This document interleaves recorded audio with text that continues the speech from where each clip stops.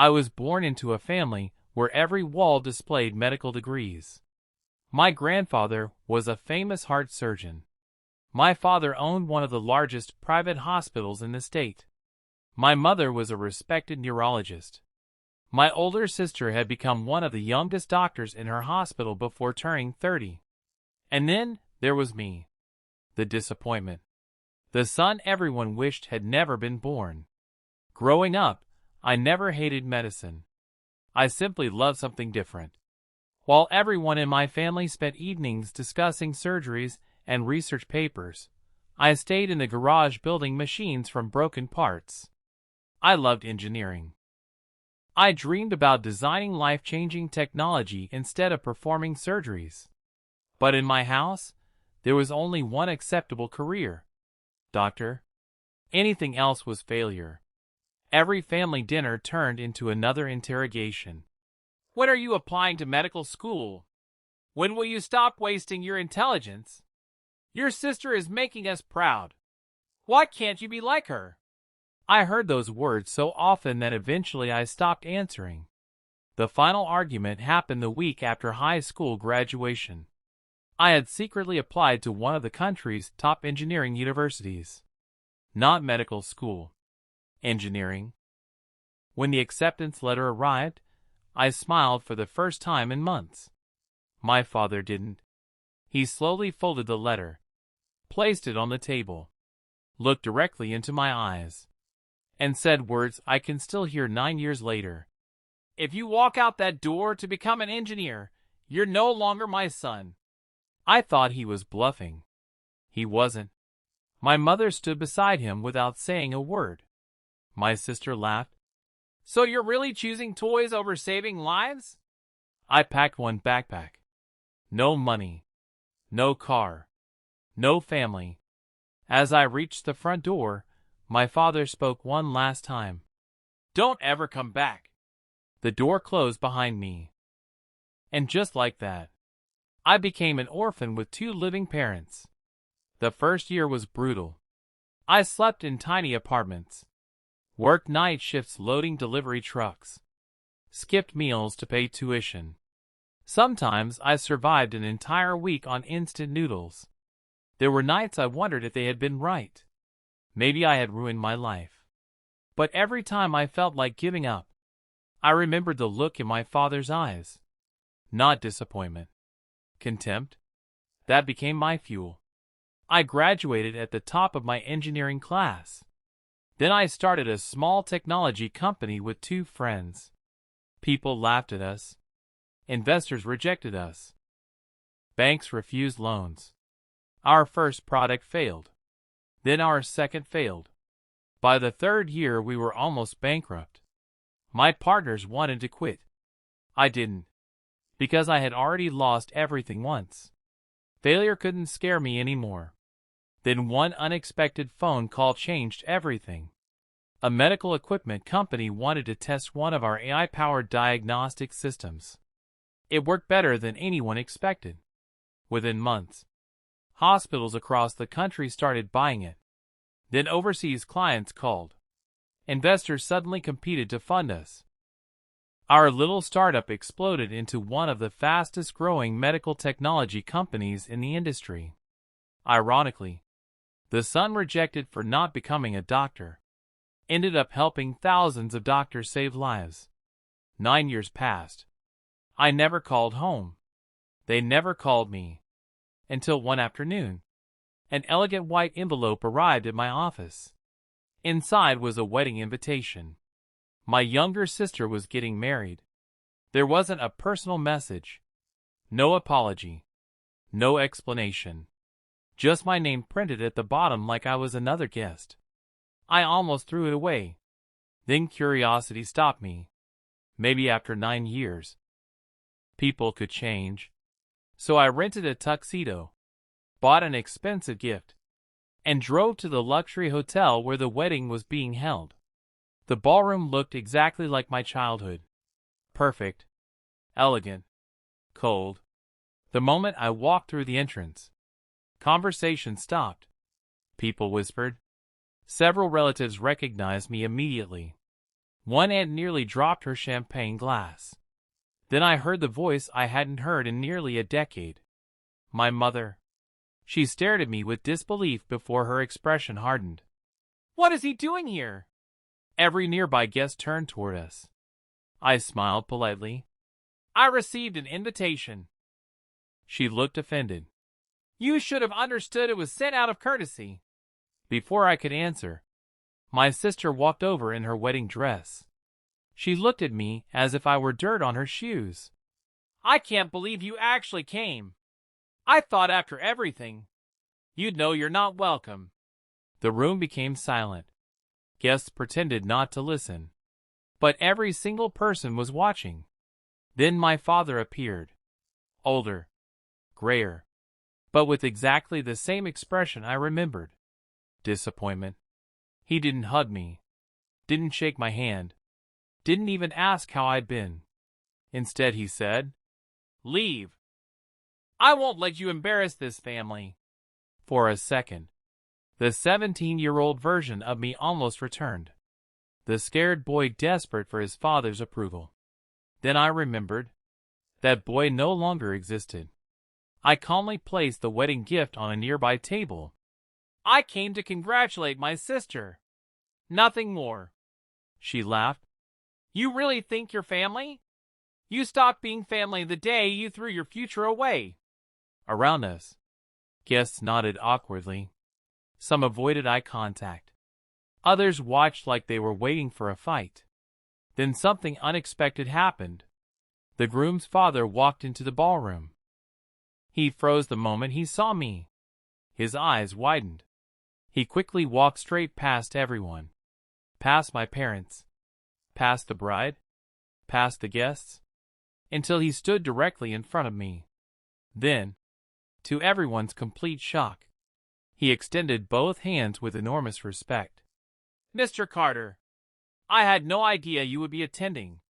It is an incredible honor to finally meet you in person." The ballroom fell completely silent. My father's face turned pale. My sister looked confused. My mother blinked repeatedly. The groom whispered, "Dad, you know him?" His father looked genuinely surprised. "Know him? Our entire hospital network runs on technology developed by his company. He transformed healthcare across 3 countries. We've been trying to schedule a meeting with him for nearly 2 years." Then he looked back at me. "If our hospitals exist in their current form, it's because of your innovations." No one said a word. Not even my father. For the first time in my life, I watched the certainty disappear from his face. He finally realized. The son he had disowned had become far more successful than the future he had planned for him. And that was only the beginning. Because before the night ended, he would discover one more secret. A secret that would change everything he believed about success. Forever. My father opened his mouth, but no words came out. For the first time in his life, the man who always had an answer stood speechless. My mother forced a nervous smile. "There must be some misunderstanding."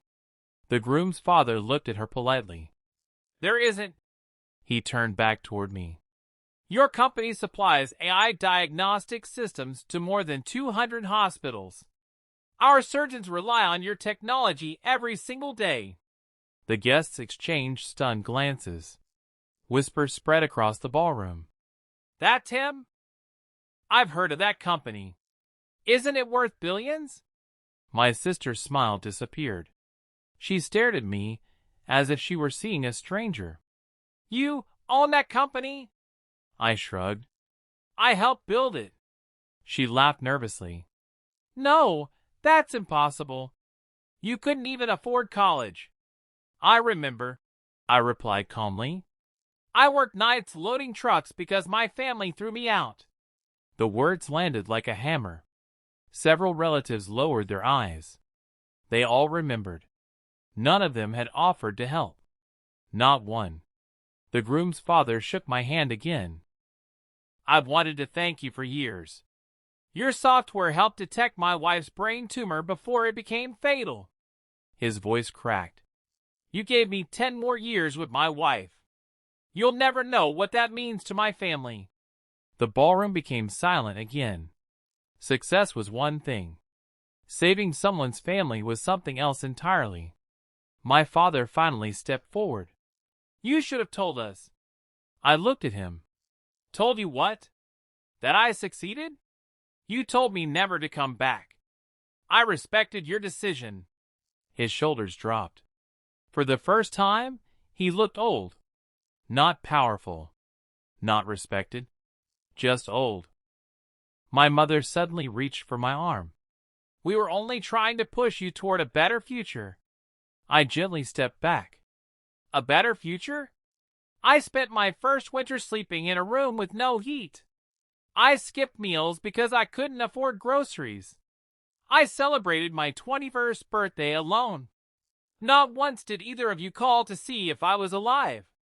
Tears formed in my mother's eyes. But they came 9 years too late. My sister interrupted. "I didn't know things were that bad. You laughed when Dad threw me out. You said I was choosing toys over saving lives." She couldn't answer, because she remembered saying it. Just then, the wedding planner hurried over. "There seems to be a seating issue." The groom's father smiled. "Not anymore." He pointed toward the family table. "Mr. Carter will sit with us." The room froze.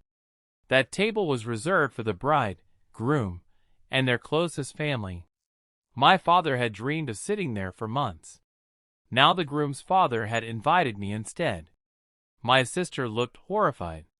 "Dad," the groom's father interrupted politely. "With respect, your brother is one of the most important guests here. He belongs at this table." No one argued.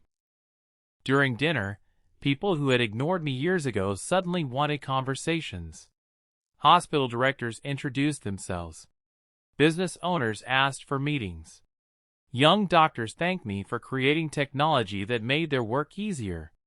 Meanwhile, my own parents sat only a few feet away, completely ignored. The irony wasn't lost on anyone. After the meal, my father approached me privately. "I owe you an apology." I waited. He took a deep breath. "I judged success too narrowly. I believed becoming a doctor was the only path to making a difference. I was wrong." It was the closest thing to humility I had ever heard from him. But apologies don't erase years. They don't erase birthdays spent alone, or nights wondering whether your own parents still loved you. "I accept your apology," I said quietly. "But forgiveness isn't the same as rebuilding trust." He nodded. "I understand. I don't expect anything." For the first time in my life, he actually listened. A few minutes later, my mother approached with tears streaming down her face. "I kept every photo of you. I looked at them almost every day." I answered honestly. "I wish you had picked up the phone instead." She covered her face and cried. Not because I was cruel, because she knew I was right. As the reception came to an end, the groom walked over. "I need to apologize." "For what?" "I believed everything your family said about you. They made you sound selfish." He looked embarrassed. "But tonight, I met the real man. I hope someday my children become half the person you are." Those words meant more than he realized. Not because they praised me, but because they proved something. Character always outlives reputation. By the end of the evening, I quietly picked up my coat and headed for the exit. No dramatic speech. No revenge. No celebration. Just peace. As I reached my car, I heard footsteps behind me. It was my father. He held out a small box. Inside was the old watch my grandfather had given me when I was 16. The watch my father had taken away the day he disowned me. "I should have returned this years ago," he said. "It always belonged to you." I fastened it to my wrist. "Thank you." He hesitated. "Will I ever see you again?" I looked at the man who had once closed a door on his own son. Then I answered with complete honesty. That depends on what happens after today. Relationships aren't repaired by one apology. They're rebuilt by years of consistent actions. He nodded slowly. I'll spend however long it takes. I got into my car and drove away. As the wedding disappeared in my rearview mirror, I realized something. The greatest victory wasn't building a successful company. It wasn't becoming wealthy. It wasn't proving my family wrong. The greatest victory was refusing to let their rejection define who I became. 9 years earlier, they had called me the family's biggest failure. That night, without anger, without revenge, and without raising my voice, I simply showed them the truth. Sometimes, the strongest answer to those who underestimate you isn't an argument. It's a life so meaningful that it speaks for itself.